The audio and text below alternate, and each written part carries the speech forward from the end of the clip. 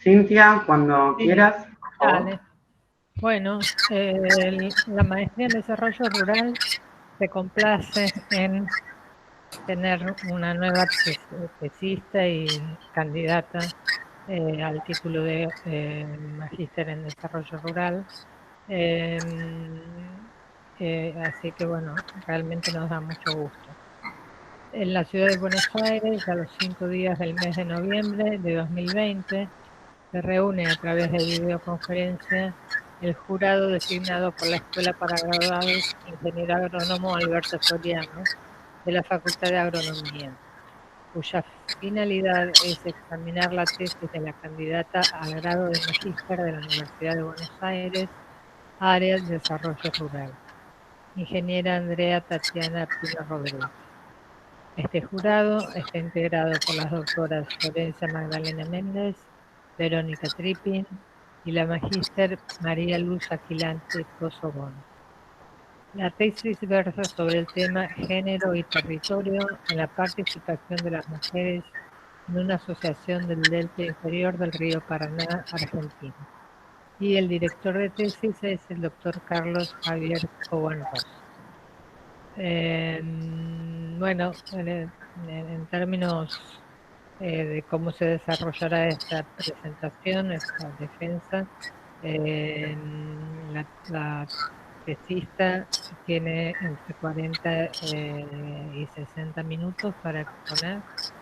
Luego el jurado, los miembros del jurado pueden hacer sus preguntas. Se recomienda que hagan 2 preguntas para que, es decir, por si se cae el sistema. Luego de eso se apagan, se salen de la sesión la tesista, quien puede quedar es el director de tesis, con voz pero sin voto, y quedan deliberando sobre la calidad de la tesis. Bueno, sin más, el tema de las actas, Carolina, ¿le explicaste vos ya? Sí, nosotros ya tuvimos una prueba hace algunos días que estuvimos conversando sobre esto. Igualmente yo me voy a quedar como para poder activarlas en modo, pero... Bueno, bueno, sin más, damos lugar a la exposición de Tatiana. Vale, muchas gracias. Bueno, buenos días para todas. Carlos, permítame un momentico, comparto la presentación.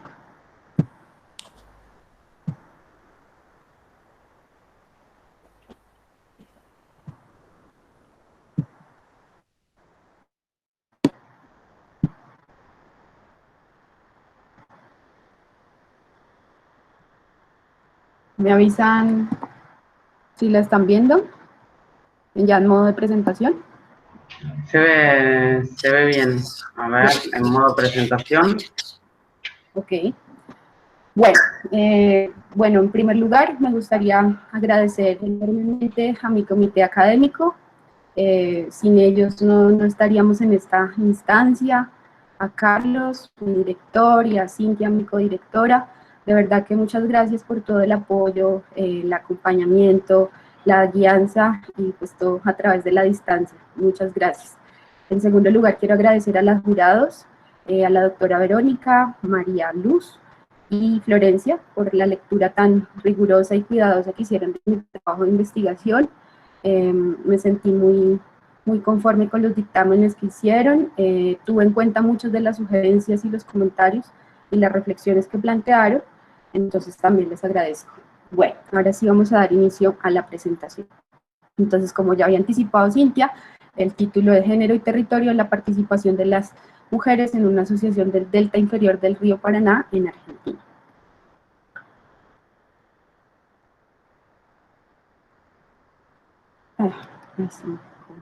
Bueno, listo.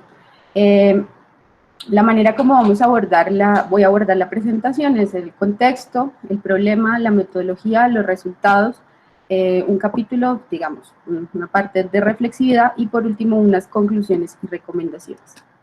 Bueno, En cuanto al contexto, vamos a primero a ubicarnos geográficamente. Aquí de la imagen más de la derecha se observa que está en tono como verde más claro, es lo que se conoce como la región del delta inferior del río Paraná, comprende el departamento entrerriano de Islas de Vicuy y los partidos bonaerenses de Zárate, Campana, Escobar, Tigre y San Fernando.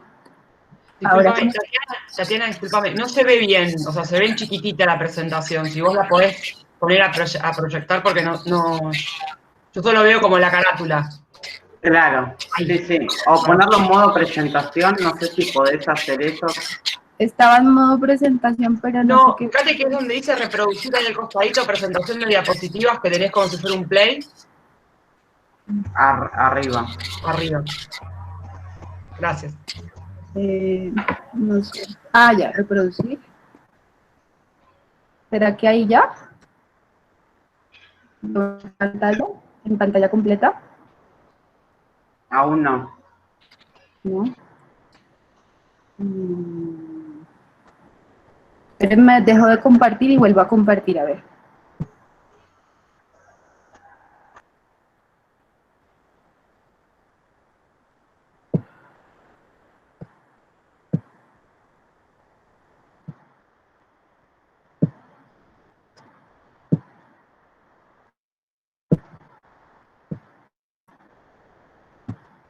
Ahí, ¿ya están viendo?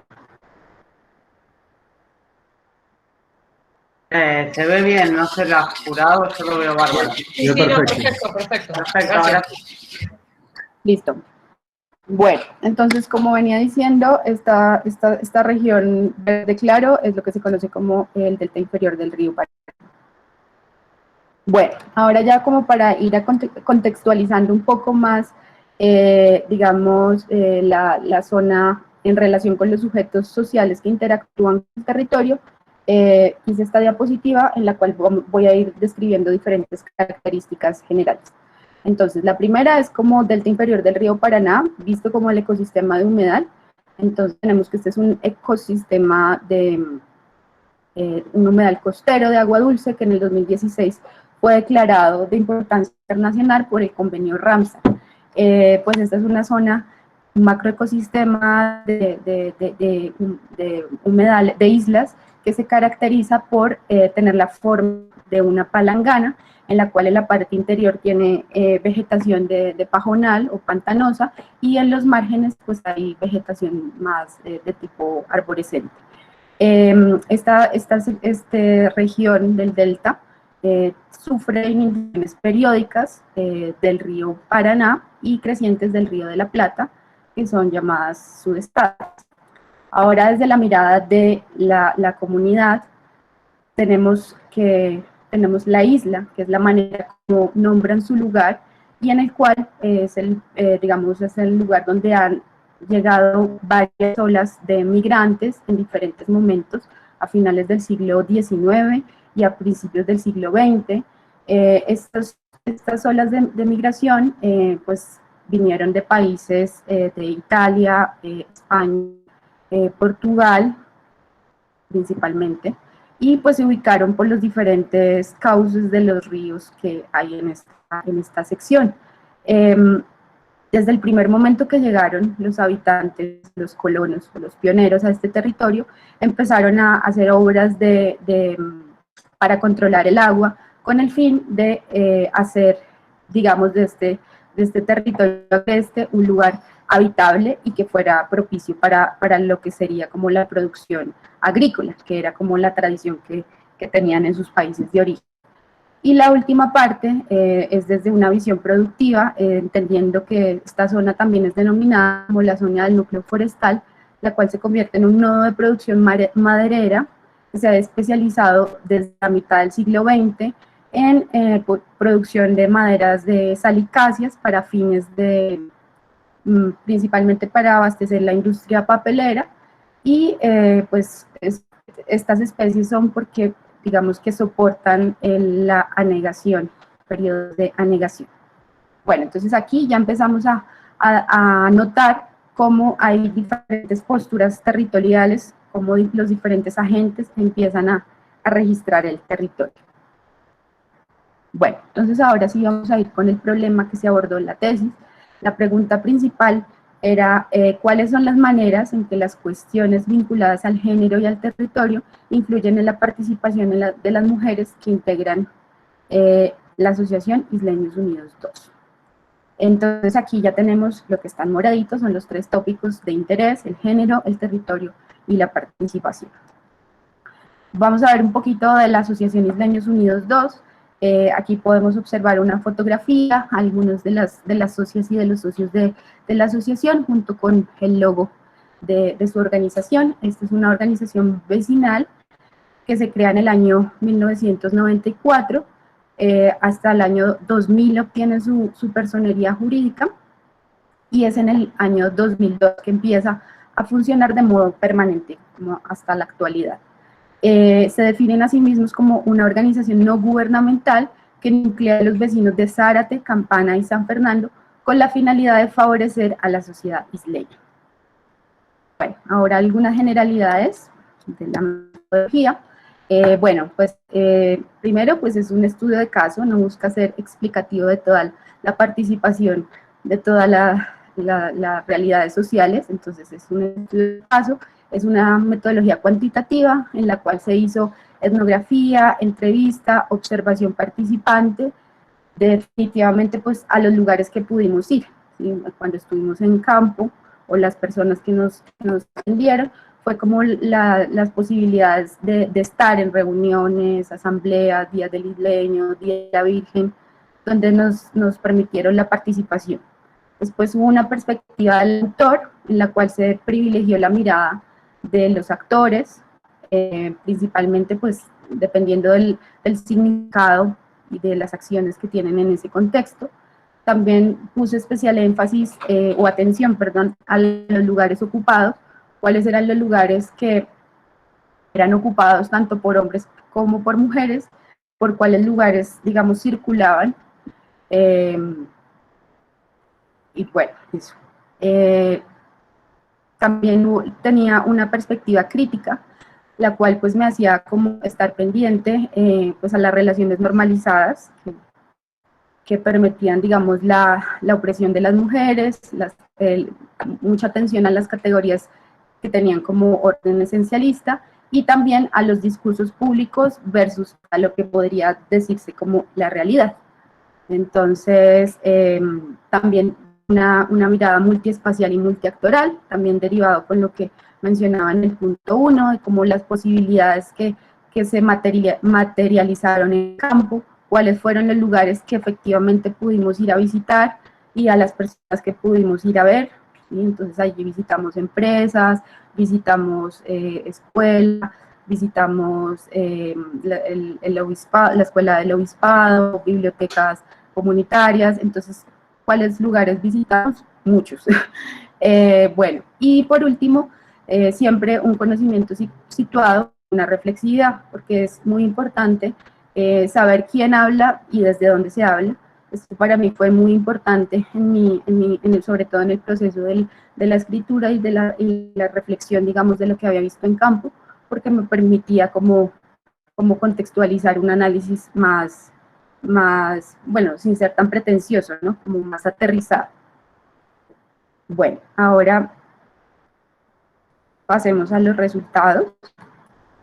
Entonces, bueno, aquí, como ustedes ya leyeron tanto mi tesis y también, pues no voy a repetir así tanto lo que ya conocen a profundidad. Intenté hacer como unas gráficas como para resumir otros aspectos que de pronto no entraron tanto en la tesis. Bueno, ¿qué se pone en juego con la participación en Isleños Unidos? Entonces, bueno, primero que este territorio isleño, debido, digamos, a las condiciones agrestes, a las condiciones que necesitaban que se unieran desde el principio para soportar estas condiciones, para poder adaptarse a este escenario, tiene una tradición organizativa, ¿cierto? Entonces, esa tradición organizativa podría decirse, domesticar ese territorio. Entonces, a partir de eso, Isleños Unidos agencia recursos para el beneficio de la mayoría de los socios y las socias. Entonces, son los intereses comunes, ¿cierto? Se organiza para hacer frente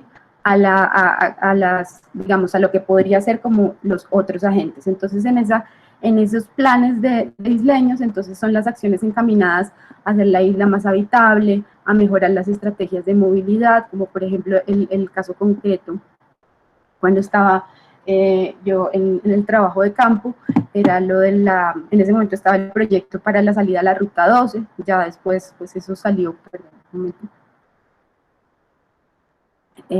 Entonces como las cosas de la movilidad.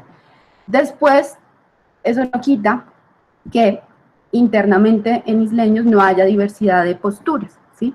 Eso no quita que, digamos, al interior de la organización, esto sí lo mencionaba en la tesis, pueda haber algunos socios que tengan una doble vinculación en otras organizaciones que tengan como otros intereses o de pronto tengan están tipificados como empresas familiares o que tengan mayores recursos, entonces digamos que pueden tener como una doble militancia o doble estrategia.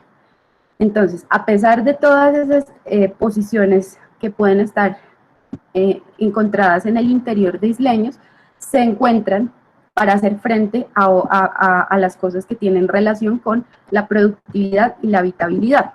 ¿Por qué? Porque en este punto, y como decía una de las personas, uno de los hombres que entrevistamos, decía, por ejemplo, que no los podían borrar de la isla porque sí.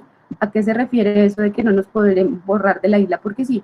Porque hay las estrategias de resistencia se articulan en torno a hacer frente, por ejemplo, a la postura ambientalista, que pues digamos en el auge de la conservación de los humedales y todo, al entrar, digamos, esta zona de humedal en el convenio Ramsar, pues se disparan, digamos, unos discursos y unos debates respecto a la conservación. Entonces ahí entra en conflicto no solo cómo los isleños y las isleñas han vivido durante muchos años en este territorio, sino cómo eso va, o sea, intentan como de alguna manera, podría decirse como sacarlos de allí, entonces como esto sí los une, porque ahí se están cuidando lo que mencioné, como la habitabilidad y la productividad.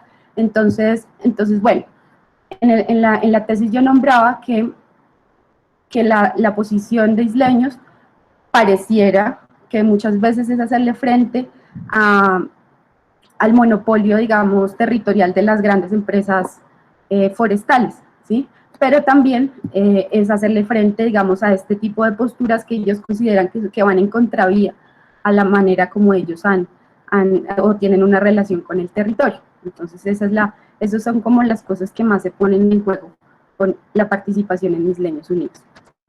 Muy bien, ahora pasando ya a lo de la participación como tal de las mujeres en Isleños Unidos 2, voy a hacer como un análisis respecto, digamos, a los factores que más interfieren en la configuración del sujeto participante. El sujeto participante es una categoría que yo, digamos, cojo de lo de la teoría de la performatividad, de cómo se construye el sujeto a partir del hacer, y lo pongo digamos, lo considero para entender la participación a través de la reiteración cotidiana de acciones participantes, ¿cierto? Entonces, bueno, lo primero pues son los hábitos isleños. Entonces, los hábitos isleños pues sin duda definen los márgenes de acción y movimiento, se relaciona directamente con los roles y estereotipos del género, lo que permite entender sobre cuáles espacios pueden transitar las mujeres y los hombres y sobre qué temas sienten que tienen dominio para hablar, ¿sí? Eso repercute, por supuesto, en la división de las tareas. Para las mujeres, en la mayoría de los casos, se ocupan el papel reproductivo, y en contraste, pues los varones se ocupan del papel productivo, del manejo de los campos y de las quintas. Se refiere a los padres, a los hijos y a los padres y a los hijos. Entonces, bueno, aquí en esto de los hábitos, siguiendo las recomendaciones de María Luz y de Florencia, revisé los encuestas relativas al uso del tiempo. Entonces aquí vamos a entrar al uso del tiempo. Entonces, bueno, revisé estos cuatro documentos bastante recientes. El primero que nos habla del uso del tiempo es la tesis de mi compañera Jimena Camarero, que fue mi compañera en muchas de estas sesiones de trabajo de campo, y su tesis se titula Falta de lugar para mujeres en la isla, género y resistencias territoriales de mujeres en el delta inferior del río Paraná. Entonces, lo que hace Jimena es que analiza en alguna parte de su trabajo, analiza los roles y los espacios sociales y dice que anteriormente las mujeres también no solo se dedicaban al hogar, sino también estaban encargadas de la huerta y de la granja. Entonces, esto también tiene que ver con que antes digamos, los productos, digamos, por la dificultad de acceso a ciertos productos, muchas de las cosas las tenían que hacer ellas, ¿cierto? Entonces, los encurtidos, bueno, como diversidad de productos caseros. Entonces, y en la época de cosecha, las mujeres y los niños también ayudaban a recoger la fruta del suelo y después a empacarla. Sin embargo, después cuando hubo la reconversión hacia lo forestal, la reconversión productiva hacia lo forestal, las mujeres pues definitivamente empezaron a salir de ese ámbito, digamos, de ayuda en lo productivo, porque pues lo forestal sin lugar a dudas tiene un carácter que se denomina como especializado o de trabajo pesado, entonces ya las mujeres no tenían mucho para ayudar en ese momento. Entonces, comparativamente como con el antes y con el ahora, las mujeres pues antes tenían más labores de la huerta y todo esto, y ahora como muchas de las cosas ya las compran, entonces digamos que el tiempo que gastaban, digamos, en las cosas de la casa es relativamente menor al que gastaban antes. Otro de los documentos que pude revisar es este que me pareció muy interesante, el análisis y revisión de la encuesta de los usos de tiempo en contextos rurales de América Latina. Es un artículo en el cual las investigadoras pues hacen una revisión, digamos, de metodologías, de investigaciones sobre el uso del tiempo en contextos rurales. Y se dan cuenta que algunas de las limitaciones, o una de las limitaciones, es que ponen una sola ocupación. Entonces, cuando a las mujeres se les pregunta que cuál es su ocupación, muchas de las mujeres rurales ponen que es ser ama de casa, y lo de ser productora agropecuaria sería como tercera o cuarta actividad, no quedaría registrada en las encuestas del tiempo. Entonces sí, quedaría como que no trabaja.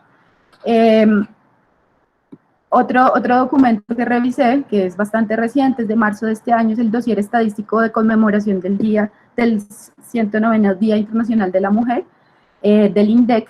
Esta es una encuesta para zona urbana, sin embargo, pues es como más o menos lo que esperamos, ¿no? Las mujeres dedican en promedio el doble de tiempo a los varones que los varones al trabajo no remunerado, esto quiere decir tareas domésticas, cuidado de personas y servicios a la comunidad.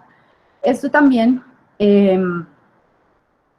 otro indicador que me parece destacable es que los hogares, en los hogares donde las mujeres, en los hogares que tienen menor ingreso económico, es donde las mujeres dedican más tiempo al trabajo no remunerado, ¿sí?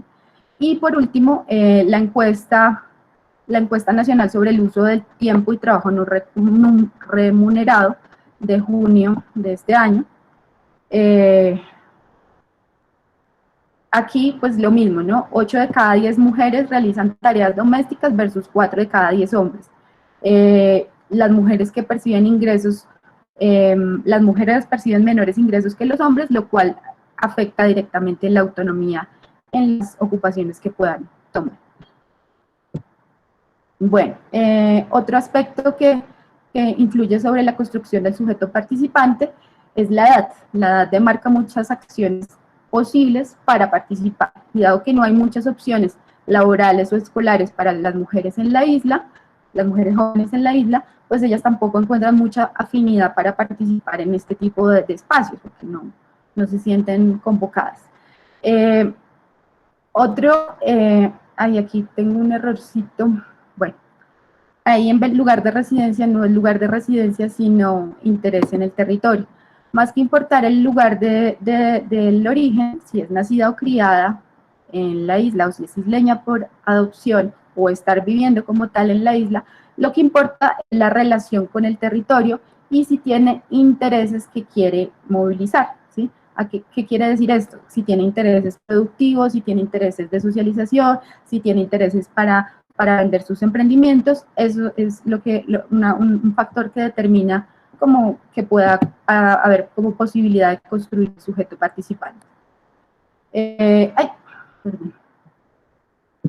Después están las relaciones de parentesco, que en un principio yo pensaba que lo que más marcaba la relación con el territorio era el lugar de origen, pero pues al parecer es importante, pero no es determinante. Entonces lo que importa muchas veces son la manera como se relacionan, ya se empiezan a relacionar las mujeres que de pronto no nacieron allí, pero cómo se empiezan a intrincar esas relaciones. Entonces importa el tiempo que lleva y la manera como despliega, digamos, empieza como a vincularse con agentes o con familias o con personas o se casa con alguien, entonces como esas relaciones de parentesco empiezan a otorgarle cierta legitimidad para ser como una interlocutora válida en el territorio. Después está la posibilidad de movilizarse.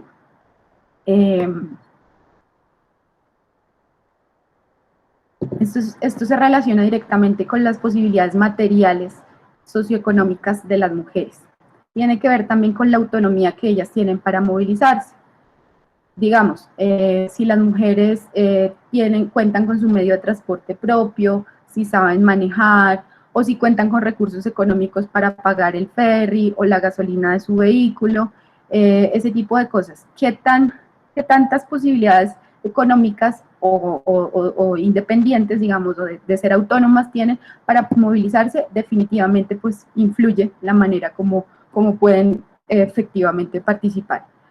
Y la otra que me parece como muy clave y es la posibilidad de hablar y ser oída. Esto sin duda tiene que ver con que la persona vuelva al espacio. Si una persona asiste a una reunión y no se le oye, no tiene la posibilidad de hablar, pues es muy improbable que esa persona vuelva. Entonces la persona tiene que sentir que es oída y que su opinión cuenta, porque si no, no va a haber una posibilidad de reiteración en la participación. Bueno, ahora pasando un poquito a... bueno, antes de pasar aquí se me olvidó nombrar una cosita. Bueno, entonces, en resumidas cuentas, lo que se configura a través de estos diferentes elementos que acabo de mencionar es el sujeto participante. Entonces, ese sujeto participante, a medida que más participa, pues más se le va constituyendo como participante. Sin embargo, no es un sujeto participante estático ni rígido, ¿sí? Entonces, es un sujeto que se va construyendo a medida de lo que va realizando en la cotidianidad, pero por ejemplo puede que un año esté muy activo, puede que el otro año le haya pasado una situación familiar y entonces ya se empiezan a olvidar de ese sujeto participante. Entonces es algo que requiere constante involucramiento y responsabilidad. Entonces también hay que entender que las motivaciones del sujeto participante pueden ir variando, no siempre va a participar de la misma manera porque o no siempre va a tener la disponibilidad de tiempo para ocuparse de las responsabilidades que le van a delegar de la misma manera. Entonces es una cosa que me parece súper clave entender. Entonces ahí a través, digamos, de la reiteración, de la posibilidad, de la relación con el territorio, de las relaciones con las otras personas que habitan ese territorio, de la posibilidad de movilizarse y de que sea escuchada y hablada, pues es como se va a constituir el sujeto participante en Isleños Unidos 2. Bueno, ahora sí, esta es como una gráfica resumen que sería qué implica participar, que las mujeres participen en Isleños Unidos 2, tanto para ellas como algunas ya vamos a ver que son como para la organización. Entonces primero pues tenemos que hay como una tensión de los roles típicos de género, porque pues la participación siempre está relacionada con la actividad, con la acción. Entonces pues ahí tenemos alguna tensión. hace contrapeso a las posiciones típicas de pasividad que en general pueden ser asociadas a las mujeres. La segunda es una mayor legitimidad, y eso pues lo vimos en algunas de las entrevistas, donde se reconoce Isleños Unidos 2 como una organización más, podría decirse, horizontal, que tiene en cuenta la voz de las mujeres, ¿sí? Entonces, eso la reconoce a ellos como una organización pues legítima, porque tiene en cuenta la voz de todas las personas. Entonces eso fue como algo que se destacó en algunos relatos de algunas personas que entrevistamos. Otra posibilidad que pueden tener las mujeres cuando participan es que ocupen un cargo administrativo. Esto se relaciona con que muchas de las mujeres, bueno, se relaciona con dos cosas. Uno, con que en su experiencia de vida hayan ocupado labores o hayan desarrollado tareas administrativas, y dos, con un estereotipo que puede relacionarse con que las mujeres son más organizadas, son buenas tomando nota, manejan mejor las finanzas. Entonces, como gracias a esas dos ideas, es probable que ocupen un cargo administrativo. Bueno, sumado además a que no hay muchas personas disponibles para participar, entonces cualquier apoyo pues suma. Otro aspecto importante es la capacidad de negociación. La capacidad de negociación pues es como que se adquiere, ¿no? Entonces, a medida que se va participando en una organización de las características de Isleños Unidos, la mujer pues va desarrollando como más capacidades de interlocución y de negociación, y también la organización va negociando como con ese tipo de personajes que están participando. Y otro aspecto súper clave es la disponibilidad de tiempo. Participar en Isleños Unidos requiere tiempo, sobre todo en algunos momentos específicos del año, o dependiendo del proyecto que estén llevando a cabo, va a demandar tiempo para esas personas. Entonces, si la persona o la mujer no cuenta con disponibilidad de tiempo, pues va a ser muy difícil que se vincule activamente, porque empieza a, pues eso, no puede cumplir con las tareas que van a ser, digamos, delegadas, o que se le van a pedir que colabore. Bueno, ahora voy a pasar a una parte que era un poco para responder a algunas de las preguntas o de los desafíos que me hacía Verónica, y era en este punto de la reflexividad. Voy a empezar con los desafíos que me enfrenté en este trabajo de investigación. Entonces, bueno, primero los desafíos teóricos. Los desafíos teóricos, pues primero todo este tema era nuevo para mí. Yo no había trabajado el tema de género, yo no había trabajado, o sea, la participación ni el territorio, todo era nuevo, y eso, digamos, eso posibilitó que yo, o hubo, digamos, abrió la necesidad de que yo tuviera que profundizar sobre esos tópicos.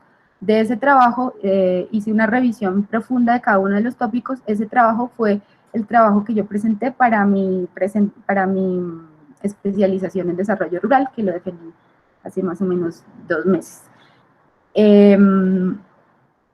Como no sabía nada de género, tuve que hacer como un esfuerzo bastante grande, pues por leer y por hacer cosas, y también implicó que tuviera que tomar como talleres con personas pues como talleres particulares. Otro desafío teórico importante son los marcos teóricos de ruralidad y de género, porque la mayoría de estos marcos teóricos o de estas perspectivas, muchas de ellas tienden a cristalizar la idea de la mujer rural, ¿sí? Entonces hay una mujer rural universal, hay una extensión digamos, de opresiones que en teoría sufren todas las mujeres rurales. Entonces me costó mucho discernir, porque en este campo empírico que yo tenía, pues era muy difícil aplicar lo que yo buscaba como ruralidad, intentar aplicarlo a lo que estaba viendo en el campo. Otro desafío importante, y era por lo que acabamos de mencionar, que tuve que empezar a tomar como talleres con personas particulares, fue que yo, por lo que estaba leyendo y con la gente que estaba interactuando, yo me empecé a meter con las teorías más deconstructivistas de género, con la teoría queer y todo esto, y pues yo quería como aplicar eso allá. yo estaba como con esa idea de aplicar eso, y pues ya me empecé a dar cuenta que no podía forzarlo. En algún momento tuve que echar para atrás y darme cuenta que de pronto, por más de que yo tuviera esa pretensión inicial, era muy pretencioso para mi objeto de investigación, y entonces no era pertinente. Entonces ahí apareció la geografía de género, la geografía feminista, que era más afín a lo que yo estaba mirando, y de pronto pues me serviría más para lo que yo intentaba analizar. Bueno, eso en cuanto a los desafíos teóricos. En cuanto a los desafíos metodológicos, pues tuve que deconstruir la categoría de la mujer isleña. Yo pensaba que cuando íbamos a campo, yo pensaba que la mujer isleña existía una entidad que era la mujer isleña y que la íbamos a encontrar, ¿sí? Estaba en búsqueda de la mujer isleña. Entonces, esto me di cuenta cuando yo después escuchaba las entrevistas, las preguntas que yo hacía. Yo preguntaba mucho por eso, por la mujer isleña, que qué hace la mujer isleña, que cómo se viste la mujer isleña, todo eso. Y entonces, después de confrontar y después de escuchar las entrevistas, me di cuenta que no existía como tal una mujer isleña, porque había una diversidad de historias de vida, una diversidad de sujetas que estaban allí, que compartían algunas características, pero no era posible afirmar que había una única manera de resumir o de decir como esta es la mujer isleña. Entonces ahí también fue un desafío que me encontré, porque yo al principio lo encaré de esa manera. Otro desafío grande fue que yo venía con la idea muy fija de que todas las mujeres en lo rural están oprimidas, ¿sí? Y venía con eso en la cabeza también, como no todo siempre es opresión, todo, y había casos, había situaciones, había mujeres las cuales estaban en una posición podría decirse ciertamente como mejor posicionadas o de privilegio, en las cuales ya pues no podría decirse como que es una opresión directa. Entonces yo tuve también que desandar, digamos, esa pretensión que yo tenía de explicar por qué yo quería justificar que siempre todas las mujeres estaban oprimidas. Bueno, no fue el caso, había mujeres que definitivamente estaban ya muy empoderadas o muy bien ubicadas, entonces bueno, ahí también. Otra dificultad metodológica fue el hecho de que al no haber tantas mujeres en la isla, había una dificultad para acceder a ellas, entonces eso fue también una cosa que nos impactó. Había algunas mujeres socias de las cuales nadie sabía nada, o sea, aparecían en la lista de asociadas y preguntando, nadie las conocía, entonces eso también fue una particularidad. Y por último, un desafío metodológico importante es el desconocimiento de procesos históricos nacionales y territoriales, pues que tiene que ver naturalmente con mi condición de ser extranjera, y pues desconocer muchos procesos que yo cuando estaba, digamos, allá en campo, no estaba entendiendo la dinámica de lo que estaba pasando, ¿sí? Entonces como que después fue que yo vine a comprender algunas cosas, porque era un desconocimiento de historia de ciertos momentos. Bueno, en cuanto a los desafíos personales, pues lo primero es que esto fue mi primer trabajo en el cual yo trabajé con métodos etnográficos, y pues hice trabajo de campo así, de esta manera. Pues fue todo muy interesante, muy bonito, pero pues fue un desafío porque pues es algo que no estaba acostumbrada, no era muy canchera en este tipo de actividades.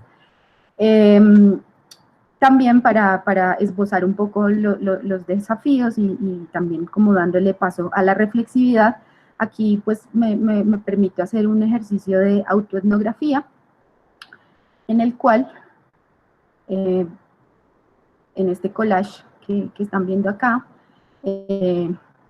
bueno, el desafío básicamente consistía en repensar qué motivaba mi propia participación, y pues ahí empecé. No fue que yo por estar investigando la participación dijera, ahora tengo que participar. Era como que estaba pasando al tiempo. O sea, yo cuando me metí a un taller a estudiar una cosa, ahí conocí a una colombiana, la colombiana me invitó a una de estas sesiones, y ahí justo estaba pasando el paro agrario en el 2013, y yo empecé ahí porque eran los domingos las reuniones, y los domingos pues es un día tradicionalmente familiar, yo me sentía muy sola, no tenía amigas, entonces empecé a ir todos los domingos y ahí empecé a cultivar primero pues unos lazos de amistad, empecé a darme cuenta que yo no sabía participar y ahí fue que empezó mi reflexión respecto a como yo estoy investigando la participación en un grupo y yo cómo participo. Entonces ahí fue que empecé a darme cuenta de las particularidades y las limitaciones, las motivaciones propias que me impulsaban a mí a ocupar estos lugares, porque me costaba hablar duro, porque me costaba esbozar una idea para que fuera clara. Entonces, que bueno, en este collage se pueden ver algunas de las cosas que estuvimos como grupo. Estuvimos en el encuentro de mujeres en el 2014, en el 2015, estuvimos en performance, en plantones, en cineforos, hicimos grafitis en las calles, stencil, bueno, ahí podemos ver una diversidad de actividades participativas y pues me queda como de todo esto que más que unirnos el sentimiento patriótico, por que la bandera de Colombia esté en todo lado, lo que más me hacía sentir afín era la amistad que yo empecé a transar con estas personas, empecé a ser amigas y eso era lo que me motivaba a ir a las reuniones porque ya me sentía acogida. Entonces desde el primer momento sentí como esa recepción y eso fue lo que me motivó a seguir yendo al punto que pues, hoy todavía pues, muchas de estas personas ya se fueron de mi vida, pero muchas todavía las conservo como grandes amigas. Entonces, bueno, eso era como para pasar esa partecita y ahora vamos a las conclusiones y recomendaciones. Bueno, en primer lugar, pues la participación siempre va a depender del lugar que ocupa cada persona en ese campo social isleño. Lo cual pues va modelando lo que dijimos, ¿no? De acuerdo al hábitus isleño que ocupa, va modelando y delimitando las posibilidades concretas de ejercer la participación. Entonces, el participar crea el sujeto participante, pero también demuestra lo que es ese sujeto, lo que le es posible hacer a ese sujeto en ese territorio, en un momento específico. ¿Sí? O sea, hay que siempre atar a un momento, a un espacio y a un sujeto. O sea, no se puede desvincular o decir que esto siempre ocurre así. No, siempre hay que atarlo a una temporalidad y a una espacialidad. Y también es un indicador de pertenencia y de reconocimiento al grupo isleño. ¿Sí? Entonces, las personas que empiezan a participar, pues sin duda tienen una relación territorial, sea que es una relación reciente, sea por lo que mencionaba las relaciones de parentesco, o porque nacieron y llevan muchísimos años y sus familias fueron pioneras en el territorio. Entonces, otra cosa importante es que la participación lo que evidencia, sobre todo en el caso de las mujeres, es que esas mujeres tuvieron que hacer varias negociaciones para estar ahí y probablemente no las estuvimos viendo, ¿sí? Entonces tuvieron que hacer negociaciones desde lo privado hasta llegar a esa esfera del público. Entonces, bueno, eso sería como respecto a esa conclusión. Lo segundo es lo de las prácticas participativas de los socios y de las socias. Bueno, esto se constituye como una reivindicación de los intereses de los vecinos y las vecinas y a su vez va acumulando capital simbólico, que era como lo que mencionaba de la legitimidad, del reconocimiento, que a su vez le hace contrapeso a otras entidades o intereses que tienen mayores recursos económicos y simbólicos. Entonces aquí se puede ver la reiteración, actividades reiterativas de isleños como un esfuerzo y una estrategia de territorialización positiva en la que no se rinde, sino siguen ahí dando la lucha para intentar subsistir o no diría imponer, pero sí defender sus intereses. Entonces, bueno, eso sería como en ese punto. Con respecto al tema de la movilidad, el tema de la movilidad es uno de los que más, en los que más se involucra isleños, es sobre los que más tiene agencia, y también es uno de los factores que más influye sobre las mujeres, porque lo que mencionaba, ¿no? La independencia o la dependencia a la hora de moverse en el territorio, y aquí hay algo que también es importante y es que en general los hombres tienen mayor dominio territorial, ¿sí? Entonces conocen más el territorio y tienen mayor autonomía en este aspecto, mayor experiencia. El río y el camino son como dos elementos que ambos son, que conectan o que cortan. Entonces tenemos que son puente y frontera para muchas. Entonces el río puede ser eso, el canal por el que se va la lancha y llega a algún lugar, pero también puede ser la barrera física que aísla a alguna para que quede muy lejos, y si no tiene lancha o si no tiene la manera para salir, pues va a quedar allá aislada en su casa. Y lo mismo ocurre con el camino, puede que el camino esté ahí, pero si no tiene el vehículo o no tiene la manera, pues no va a ser efectivo. Sin embargo, hay una cosa que creo que olvidé mencionar, y es que la movilidad puede ser solucionada mediante redes de solidaridad, ¿sí? Digamos, si la mujer no cuenta con vehículo, no cuenta de pronto con recursos, pero tiene amigas, o tiene alguien para decirle que por favor, cuando vayan a ir el fin de semana, ella se pega y llega ya a la isla. Entonces también puede ser como la manera como soluciona la movilidad. Después está lo de la tendencia de participar siempre las mismas, hay como lo que yo denominaba en la tesis la fidelidad participativa, que siempre participan las mismas aproximadamente, y que hay pues una poca integración de nuevas socias, porque pues esto se relaciona directamente con que si hay pocas mujeres, pues no hay mucha, o sea, si hay baja disponibilidad de mujeres, no hay muchas mujeres nuevas que van a llegar a participar. Después, pues es como una conclusión, digamos, desde un trabajo con una perspectiva de género, en una sociedad patriarcal, androcéntrica, en la que estamos, se consideran los aportes de las mujeres como complementarios, y esto me parece, y Jimena Camarero también llegó a esta misma conclusión, que la actividad forestal, al ser como lo principal, o sea, la actividad principal económica, y al no tener mano de obra femenina, pues de alguna manera empieza a sacar a las mujeres de lo económico, digamos, del aporte económico de la casa. Entonces ahí es cuando se empiezan a solidificar esas ideas de que las ventas, digamos, de los tejidos o de los encurtidos o de los panes que puedan vender las mujeres, pues es como un aporte, como una ayuda. Bueno, la siguiente conclusión tiene que ver con que las mujeres jóvenes no tienen espacio en la isla, por lo que muchas emigran a la ciudad. Esto sí es como una realidad, y no solo pasa allí, eso es el exilio rural, pasa en muchos lugares. Entonces no hay un relevo generacional, sobre todo las mujeres son las que salen de primeras, pues por lo mismo pues no van a participar mucho, sino se van a quedar en este territorio.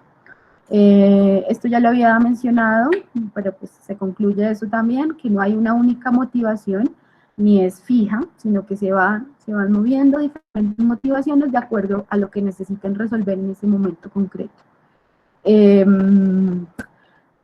Lo otro es que las mujeres que participan en Isleños me permitió como darme cuenta que hay excepciones a lo que yo pensaría que es como una mujer subalterna, ¿sí? en una sociedad o en un espacio rural isleño, ¿no? Pero obviamente esas posiciones que son atípicas tienen que ver más bien con que ellas no pertenecen a una clase socioeconómica baja, sino que fueron de pronto a la universidad, o que tuvieron medios para asistir, entonces, claro, ya hay otros ejes que permiten que esa mujer ya no esté subalternizada, sino que ocupen una posición más ventajosa. Esto tiene que ver con las relaciones con el territorio, y es que definitivamente participar en la asociación es un indicador de la relación que tiene con ese territorio, puede ser de apego, y que también puede haber diferentes niveles de compromiso, ¿sí? Entonces puede haber diferentes niveles de relacionamiento, y eso tiene que ver con lo que yo mencionaba de las acciones participativas. Pertenecer, ahora se me fue, pertenecer, decidir. Se me olvidó. Bueno, las 3 acciones participativas que definí en mi tesis, las voy a buscar rapidito.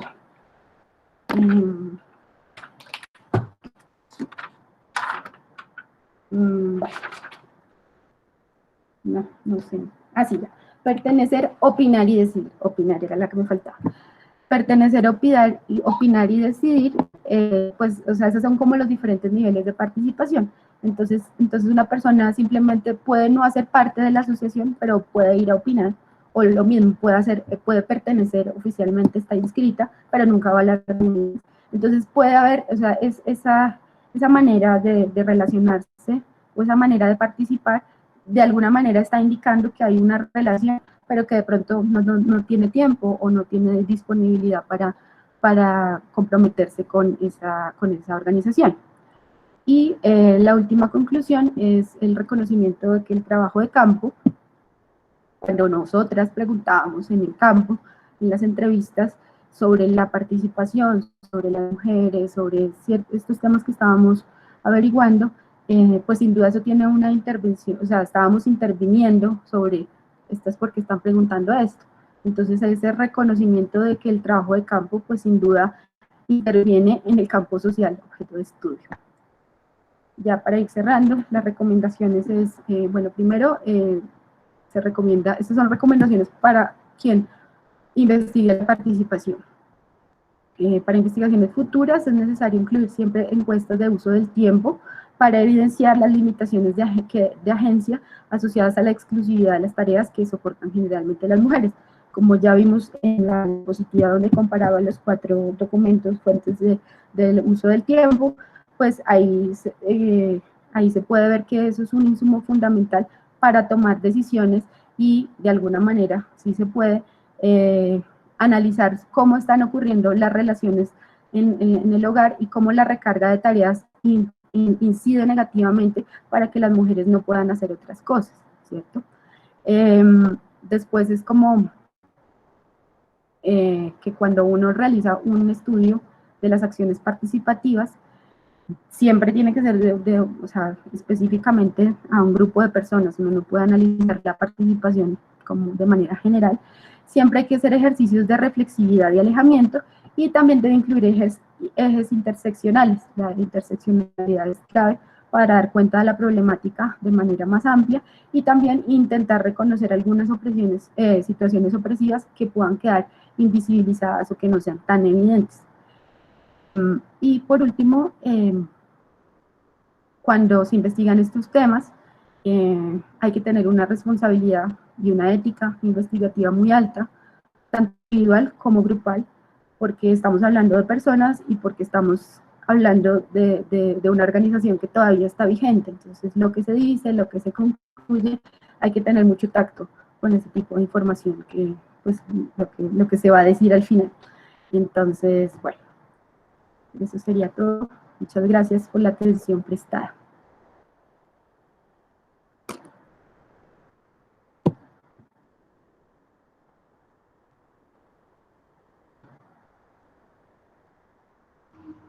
Muchas gracias, Tatiana. Ahora vendría la ronda de preguntas. No sé si vos antes querés decir algo, Cintia. No, muy clara la presentación en tiempo, así que tendrían la posibilidad de hacer 2 preguntas cada jurado para que no se caiga la conectividad. No sé cómo quieren empezar, están invitadas las juradas. Y también preguntas cortas, cuya respuesta sea corta.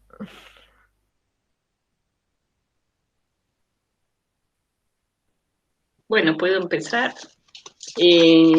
Bueno, gracias Tatiana y bueno, a la invitación también del posgrado, ¿no es cierto? Que se ve la consolidación y bueno, habiendo sido también jurado de la tesis de Jimena Camarero, que era de otro posgrado, pero está bueno ver cómo se va consolidando también una línea de trabajo, bueno, no solo por el proyecto que dirige Cintia, sino también en contribución a los estudios rurales en relación a las temáticas de género, ¿no? Me parece que se va ganando en consolidación de un campo de análisis que hasta hace algunas décadas era poco explorado, o como vos decías, bien Tatiana, tan ligado, ¿no es cierto?, a homogeneizar en términos de opresiones a las mujeres rurales. Así que, bueno, celebro el tema que desarrollás en tu tesis y, bueno, la dirección tan atenta, seguro, de Carlos y de Cintia.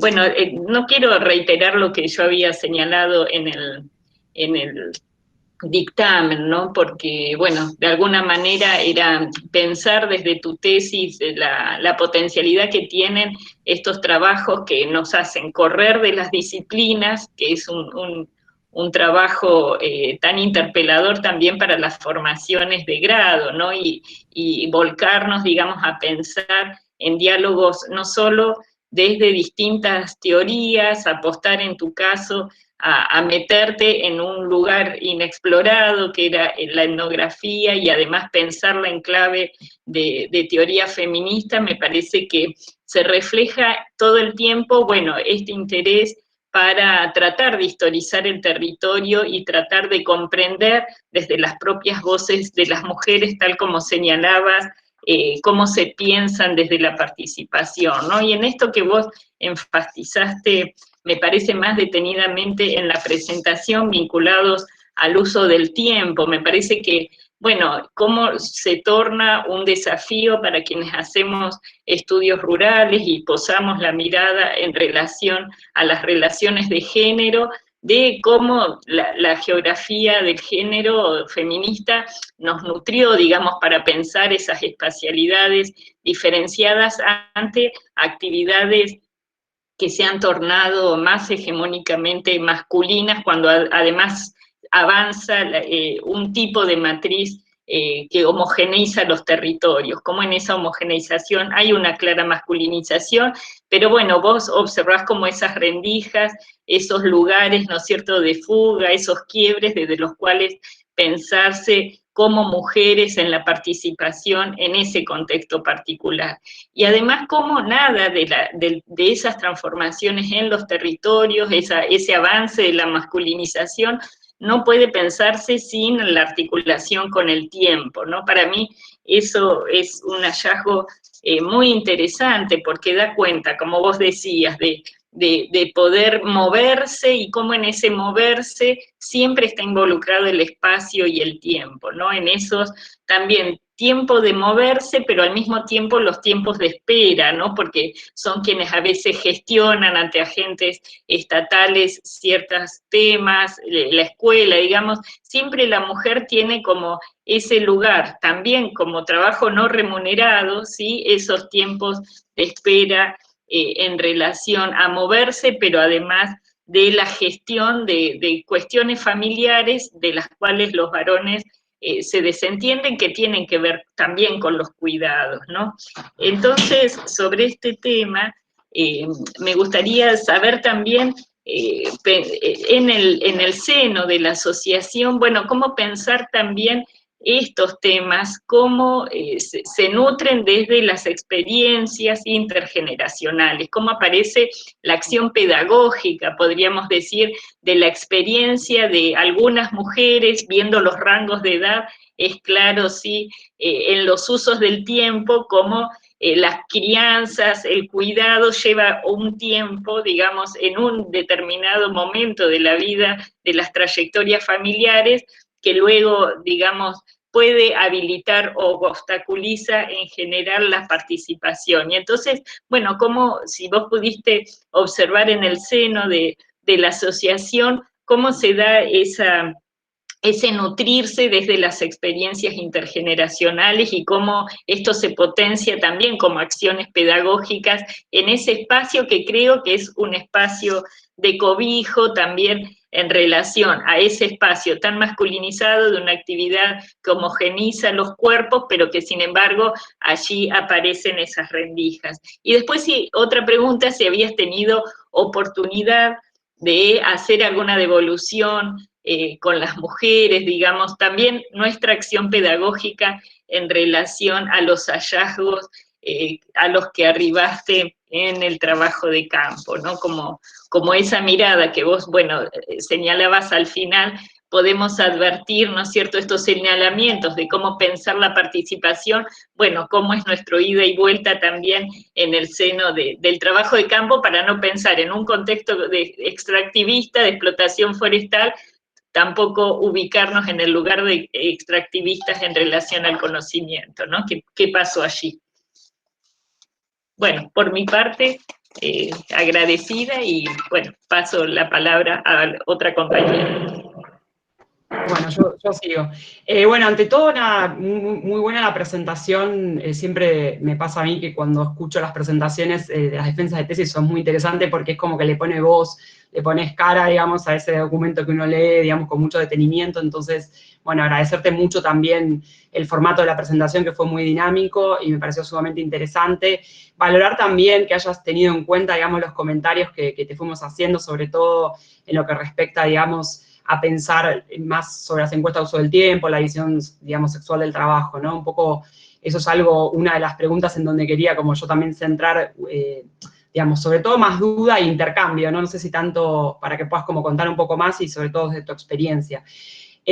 Algo que me resultó muy interesante, yo estuve trabajando muchos años, digamos, en el Delta del Paraná, desde más o menos el 2010 hasta el año pasado, y siempre tuve, digamos, en diferentes grupos, en diferentes zonas también del Delta del Paraná, o sea, tengo mucho conocimiento sobre el territorio, sobre todo, bueno, trabajé con comunidades pesqueras, digamos, con familias de pescadores, pero también en la zona del Delta inferior, digamos, en diferentes proyectos de mujeres, digamos, sobre todo, digamos, para la comercialización y la venta, digamos, de sus productos, de los tejidos, bueno, diferentes.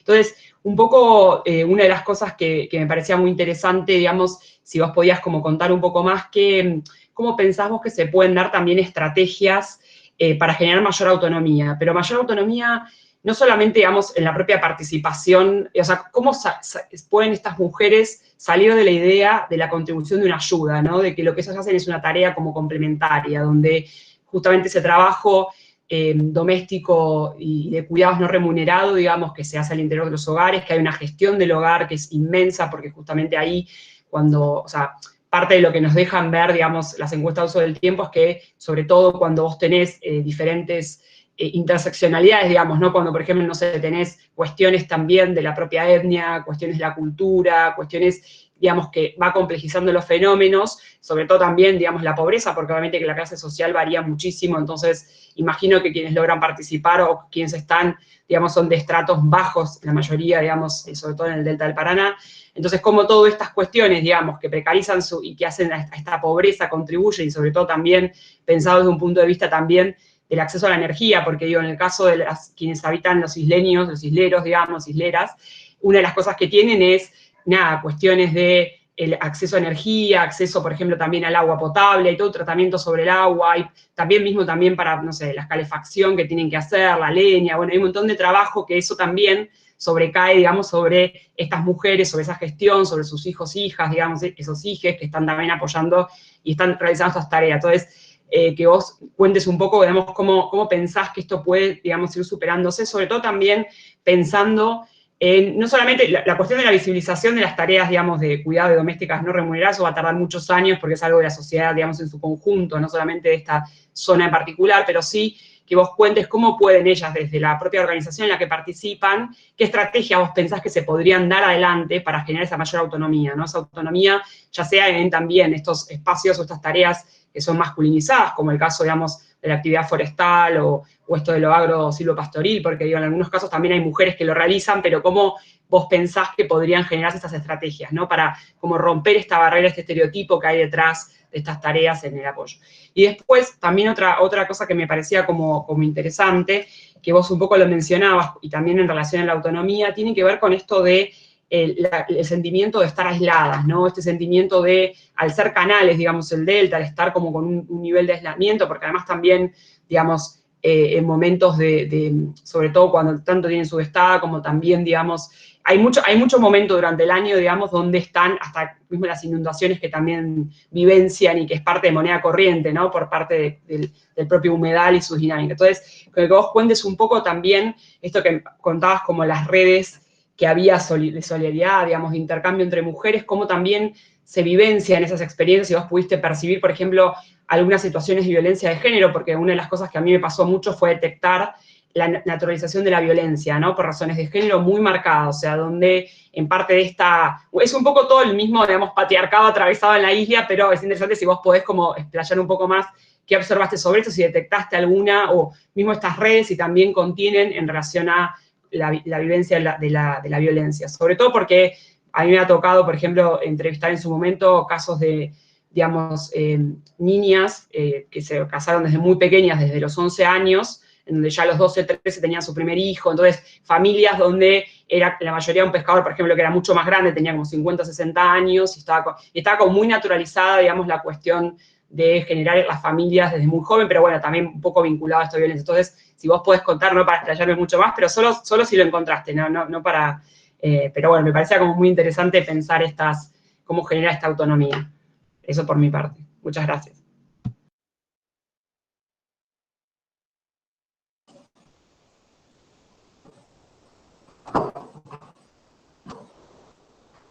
Bueno, ¿puedo seguir yo?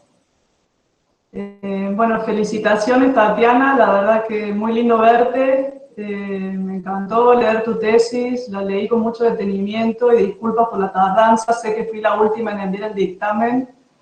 Este contexto de pandemia nos hace que aparezca casas fábrica, ¿no? Estamos todo el día conectados, pasamos de un Zoom a otro Zoom, quienes tenemos hijos con la escuela, la aula virtual, así que la verdad que es todo un desafío y me alegro de estos aprendizajes y la apertura que este contexto de pandemia también nos habilita. Supongo que estás en tu país ahora y estás pudiendo defender la tesis desde allá, con lo cual también es una apertura de conciencia para todos, desde el universitario también.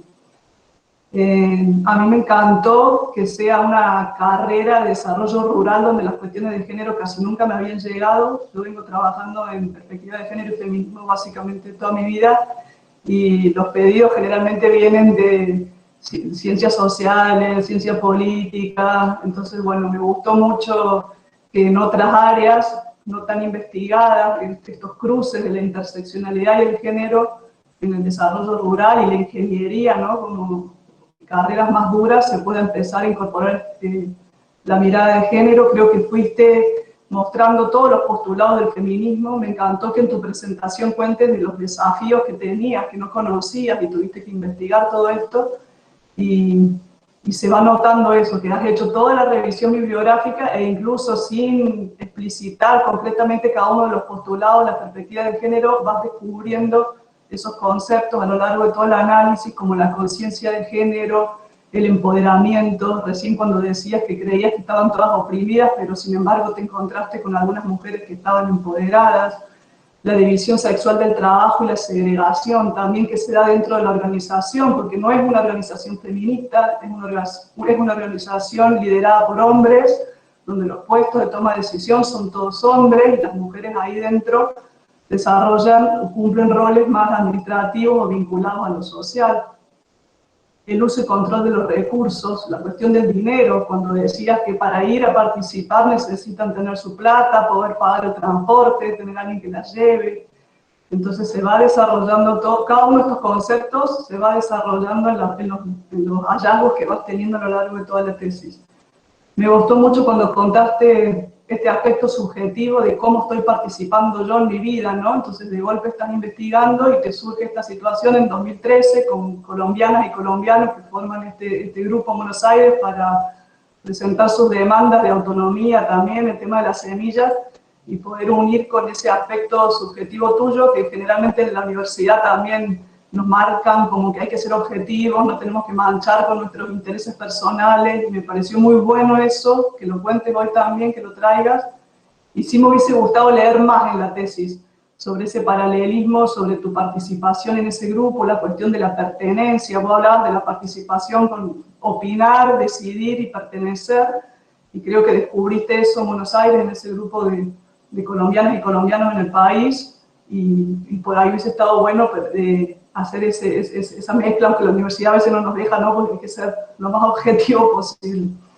Destaco mucho la aplicabilidad de esta tesis porque más allá del abordaje y aporte al conocimiento, también se transforma en una intervención, se visibiliza esta organización que está luchando por unos intereses de poblaciones en situación de mayor desventaja económica, y a la vez lograr destapar ciertos temas, empezar a reflexionar sobre los roles aprendidos de género y desnaturalizar esto de que las mujeres en la casa, los hombres en la política, los hombres en el espacio público, se empiezan a destapar temas que a lo mejor las mujeres antes no lo hablaban, hasta que ustedes llegaron a hacer esta investigación.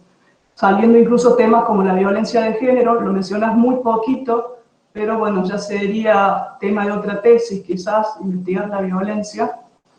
Y bueno, las preguntas que yo tenía, es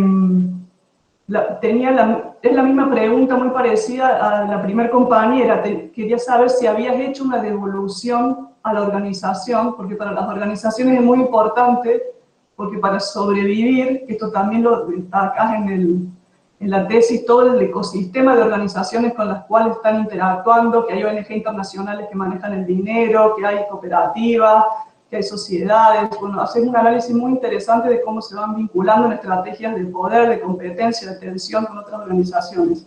Entonces estaría bueno para ellas, no sé si lo han hecho o no, una devolución con algún documento más amigable que no sea toda la tesis, quizás que les pueda servir a la organización para seguir haciendo la visibilización y la incidencia que necesitan para lograr esos intereses comunes que marcaban. Y la otra, el tema del dinero dentro de la organización, ¿sí? Que lo mencionas también, pero poco, sobre quién maneja los recursos, quién decide, cómo compiten. Hablabas de la personería jurídica, que para presentar proyectos necesitan estar legalmente constituidas, contar todo cómo lo consiguieron.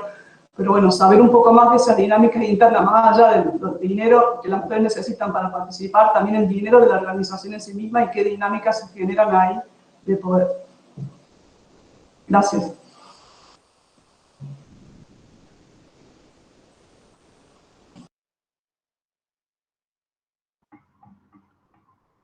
Tatiana, estás muteada. Listo.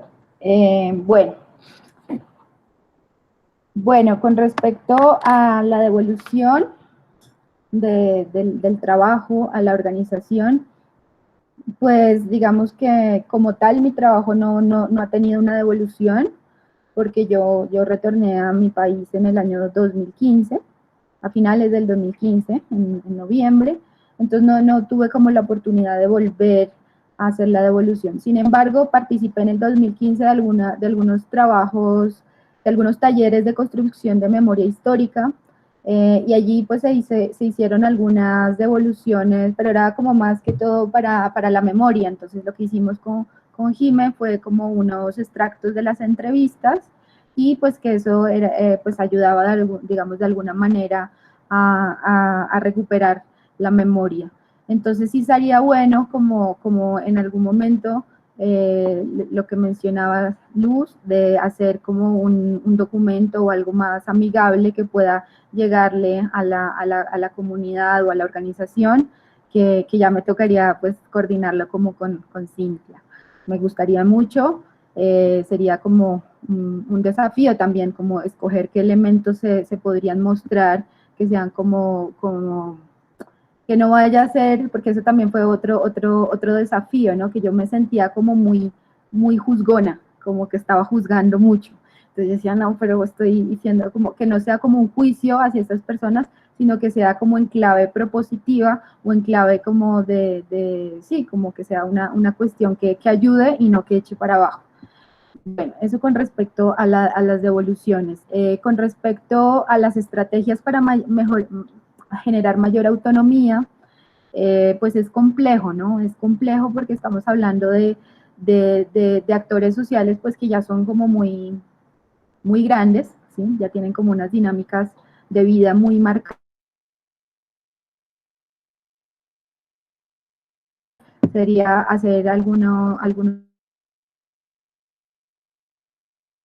pero pues es muy difícil, o sea, digo, hacerlo desde acá, hacer como unos talleres, algunos trabajos de socialización, de reconocimiento. Es muy importante lo que mencionaba Florencia de la visibilización de la ayuda, ¿no? O sea, como que hay que hablar de que el trabajo no remunerado existe y pues es importante empezar a nombrarlo, como que hay que empezar a desconfigurar el lenguaje en ese aspecto, ¿no? Las mujeres se refieren a sí mismas como que ellas ayudan. Entonces, para eso pues hay que hacer un trabajo de concientización y un trabajo pues un trabajo político, podría decirse, con ellas, y un trabajo de que implique reflexionar sobre sus propios procesos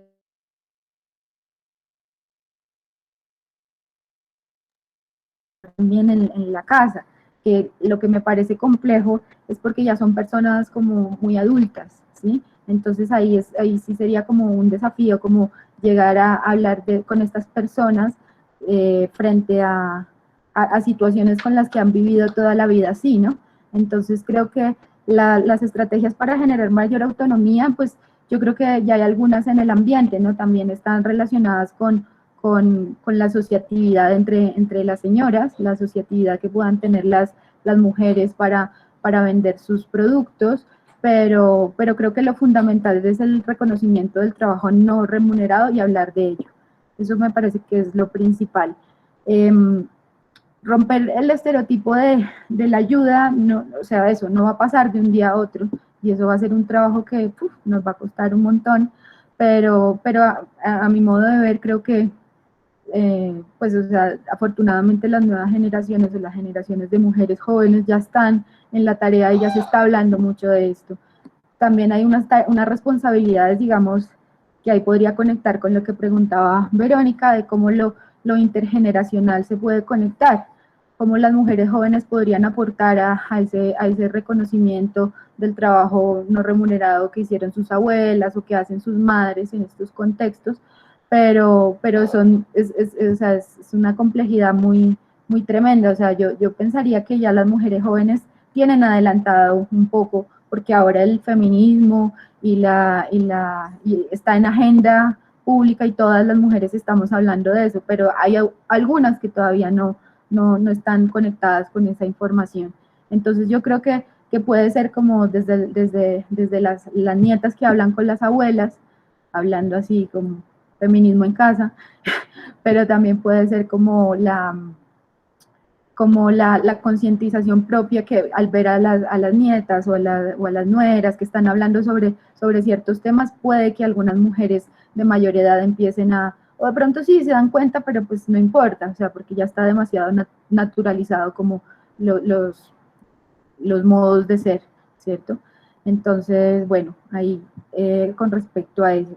En cuanto a la violencia de género, que preguntaba Florencia, solo una vez tuvimos una referencia respecto a la violencia de género, pero fue así como en un secreto, porque no era algo que sea bonito que se diga así en voz alta.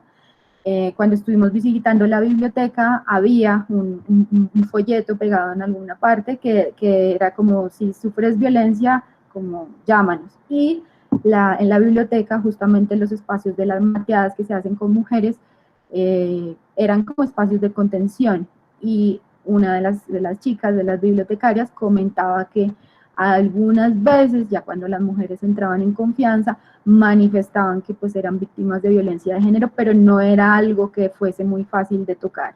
Cuando nosotras preguntábamos, siempre era: aquí no pasa eso, aquí negación total. Entonces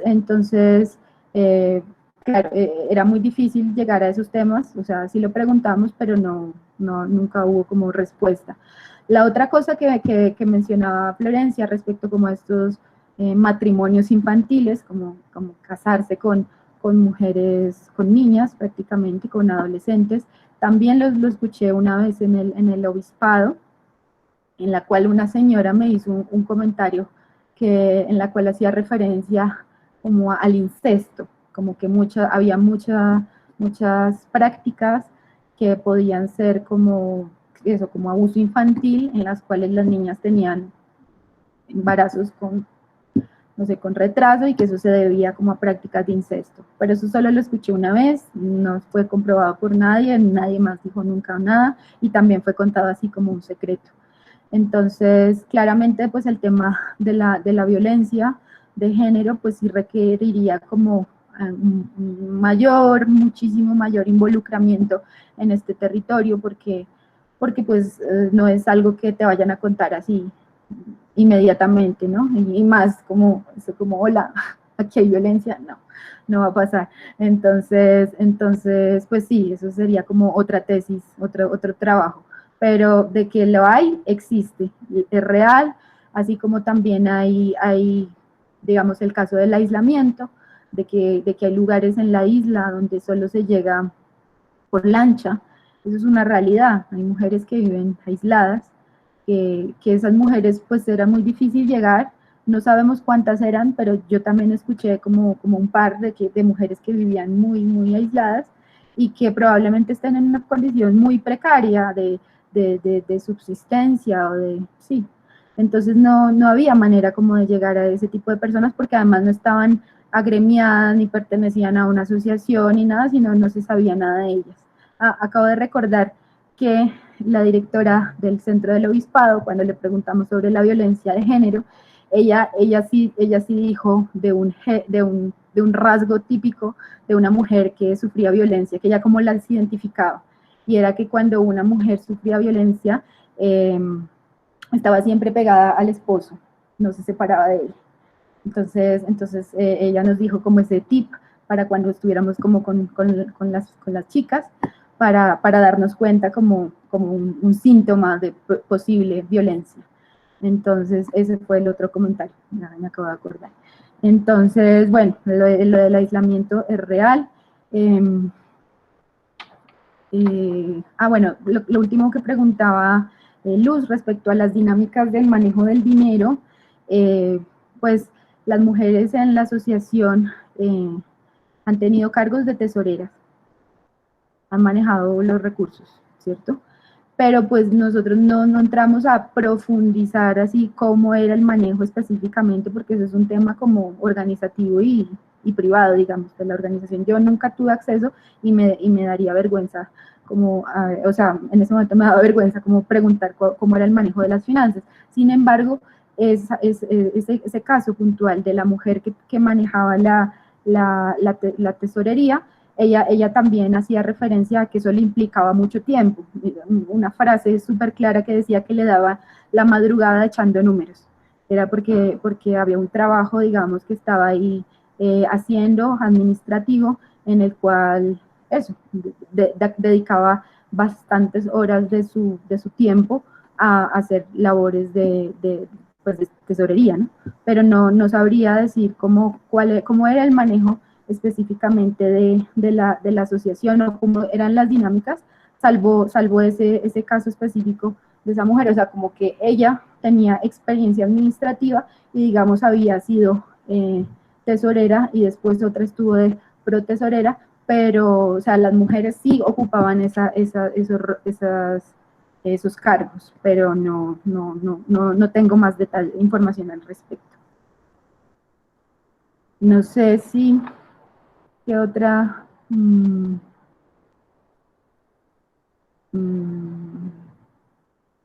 ¿Qué otra pregunta? No sé si respondí más o menos ahí. Sí, creo que sí, Tatiana. Sí, ahí como que más o menos toqué un poquito todo lo que me preguntaron.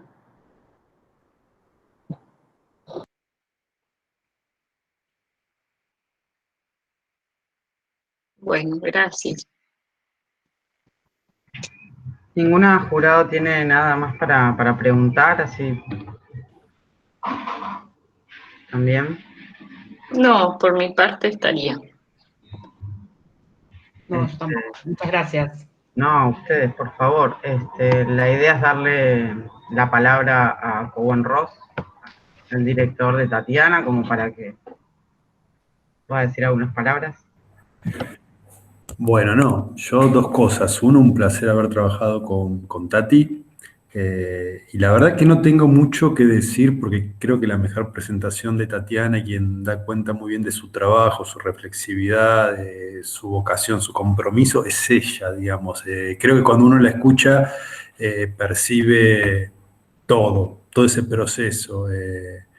Y siempre teniendo en cuenta, bueno, yo en algún punto me identifico con ella en el sentido de que los dos venimos de ciencias agropecuarias, con una matriz más biológica de conocimientos, y nos hemos volcado a las ciencias sociales y los hemos hecho desde un respeto y un compromiso muy fuerte, y eso lo vi muy, o sea, a mí lo que me pasaba con Tati, que me olvidaba que era ingeniera forestal, y continuamente estaba explorando, y digamos, el compromiso creo que uno lo ve en todo el desarrollo, pero en querer abrazar fuertemente la teoría queer y darse cuenta que no da cuenta del fenómeno empírico, de estar buscando todo el tiempo cuál es el lugar de la investigadora, desde dónde posicionarse, que siempre la verdad ahí está en el empírico y poder comprender ese empírico, digamos, bueno, hubo todo un ejercicio, bueno, primero reconocer que Tati empieza un proceso con Cintia, digamos, y yo como codirector, y después, bueno, invertimos los roles, digamos, en realidad Cintia tuvo un papel protagónico en la construcción con Tati de su objeto de estudio, en el trabajo de campo, digamos, ¿no? Fue un proceso, en verdad, bastante participativo de los tres.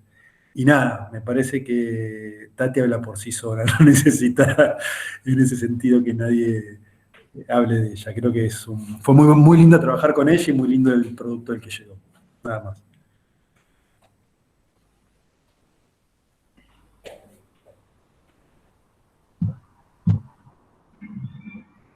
Bueno, podríamos darle la palabra a Mabel Bressan, que está en representación de la PG. No sé si Mabel querés hacer algún cierre, por favor. Sí, aquí estoy. Bueno, buenas tardes a Carlos, bueno, es el único masculino, y a todas las chicas. La verdad, yo obviamente no había leído la tesis, la escucho hoy por primera vez. Me pareció brillante la exposición, toda la impronta, como decía recién Carlos, de Tatiana. Y además creo que, por lo menos para mí, desde mi visión, es sumamente valorable que ella haya elegido estudiar esto en nuestro país, no en el de ella. Y eso significó tener que aprender costumbres que no conocía, tuvo que inclusive hacer cursos sobre la temática de género, o sea, informarse sobre eso, ¿no? Tuvo que realizar toda una deconstrucción muy importante, o sea, no fue solo, me parece, hacer este trabajo, sino que se ramificó y generó algo impresionante. La verdad que, bueno, nada, felicitarla en nombre de las autoridades de la escuela. Es un placer haber escuchado esta tesis, agradecer haber elegido la escuela, haber elegido nuestro país, y bueno, y invitarla para que se siga formando en la escuela, porque puede, ¿por qué no?, hacer un doctorado y seguir, porque veo que quedaron ahí algunos canales como para seguir trabajando e investigando. Así que, bueno, las puertas de la escuela siguen abiertas, Tatiana, así que en cuanto se pueda, podemos seguir adelante, ¿no?, con tu formación. Felicitaciones, excelente tu presentación. Muchas gracias, Manuel. Te agradezco mucho.